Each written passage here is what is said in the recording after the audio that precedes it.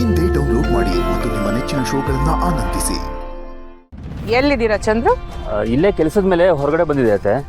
ಓ, ತುಂಬಾ ಮುಖ್ಯವಾದ ಕೆಲಸನೇ. ಹಾಂ, ಅದು ಒಬ್ಬರು ಕ್ಲೈಂಟ್ ಜೊತೆ ಮೀಟಿಂಗ್ ಇತ್ತು. ಏನು ವಿಷಯ ಅತ್ತೆ? ನೀವೆಲ್ಲಿದ್ದೀರಾ?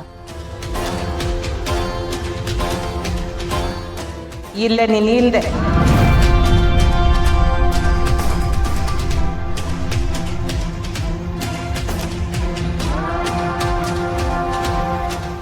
ಯಾರೋ ಕ್ಲಿಯೆಂಟ್ ಅನ್ಕೊಂಡು ಬೀದಿನಾಗ ಯಾವ್ದೋ ಹುಡುಗಿ ಜೊತೆ ನಿಂತ್ಕೊಂಡಿದ್ದೀರಾ?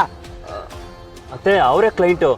ಓ, ಕ್ಲಿಯೆಂಟು ಅಂದ್ರೆ ಅವ್ರನ್ನ ತಪ್ಕೊಳ್ಳೋದು, ತೋಳು ಹಿಡ್ಕೊಳ್ಳೋದು, ಇದನ್ನೆಲ್ಲ ಮಾಡ್ಬೋದೆ?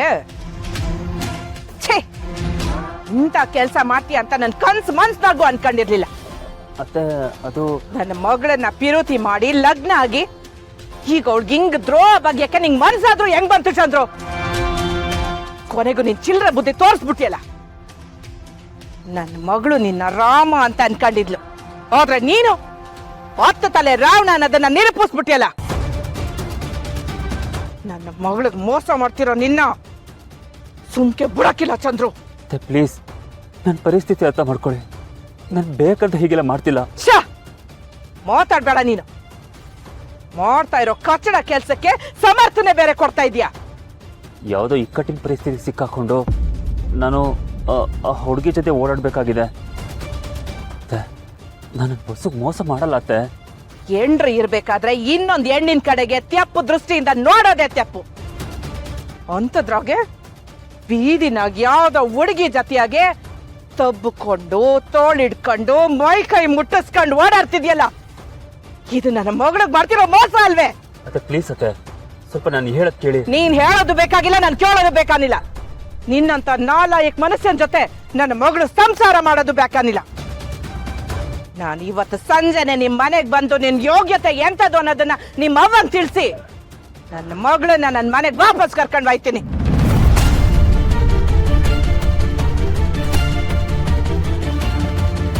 ಅತ್ತೆ, ಪ್ಲೀಸ್ ಅತ್ತೆ, ಅತ್ತೆ ದಯವಿಟ್ಟು ನನ್ನ ಬಸ್ಸನ್ನು ದೂರ ಮಾಡಿಬಿಡಿ ಅತ್ತೆ. ನಿಮ್ ಕೈ ಮುಗ್ದು ಕೇಳ್ಕೊತೀನಿ.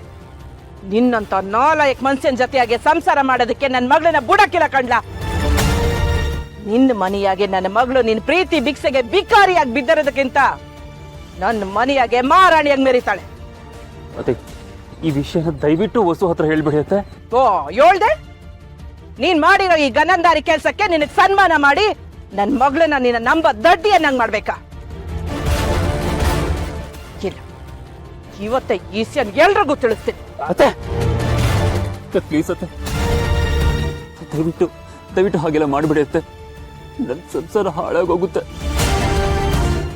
ನನ್ನ ವಸೂಲ ದೂರ ಮಾಡಬೇಡಿ ಅತ್ತೆ, ಪ್ಲೀಸ್. ಏಯ್, ನೀನ್ ಅದ್ಯೋಟೆ ಬೇಡ್ಕೊಂಡ್ರು ನೀನ್ ನನ್ನ ಮಗಳಿಗೆ ಮಾಡ್ತಿರೋ ಅನ್ಯಾಯನ ನಂಗೆ ಸಂಸಕ್ಕಿಲ್ಲ. ಬಿಡ್ಲ ಕಾಲು. ಅತ್ತೆ,